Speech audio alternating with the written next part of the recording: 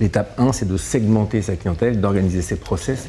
Donc vous avez les outils et les outils pour le faire. Il ne faut surtout pas que les cabinets rentrent dans leur schéma habituel d'hibernation sur les liasses fiscales. Je le dis comme ça volontairement. Il faut garder vraiment du temps pour ce sujet-là parce que si on ne fait rien du 15 mars au 15 mai, voire 15 juin, il reste le mois d'août, il va rester 1 mois et demi pour se poser la question de la plateforme. Donc il faut absolument commencer à travailler les sujets. Comment on fait pour choisir sur quelque chose qu'on ne peut pas tester ? Il y a quelque chose d'assez simple que certains cabinets m'ont dit, c'est en fait si on est content de notre outil aujourd'hui et qu'on est confiant qu'ils vont être agréés, c'est eux qu'on choisit.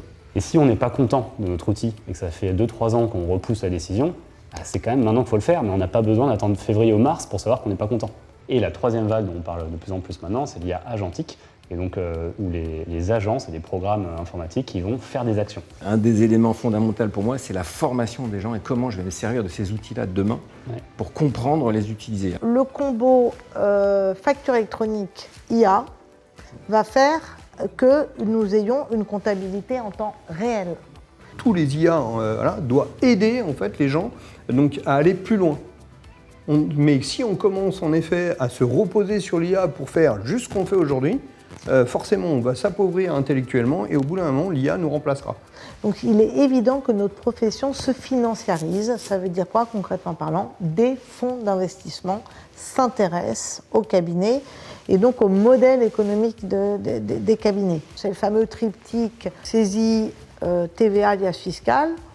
Dans 2, 3, 4, 5 ans, ça n'existera plus. Et quand il y a une accélération, c'est parce qu'on sait qu'il y a une échéance. Donc là, il y a la facture électronique, ça fait que tout le monde a envie d'être présent pour servir les 3 millions d'entreprises qui vont avoir besoin d'un outil de gestion, 3 millions en plus.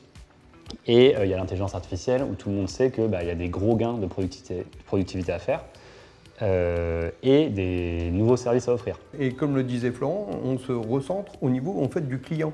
Donc un cabinet, même tout petit, qui en fait, est proche de ses clients, il a tout l'avenir en fait devant lui. Parce qu'en fait, il y a la financiarisation qui arrive à la fois dans les cabinets et à la fois, comme le disait Florent, donc dans les éditeurs. Il y a en fait la facture électronique. Encore une fois, techniquement, c'est rien, mais fondamentalement, au niveau, donc comme le disait Virginie, enfin, on peut espérer donc avoir de la comptabilité en temps réel. Et pour finir, l'intelligence artificielle qui orchestre une partie en fait de tout ça et qui amène en fait des choses.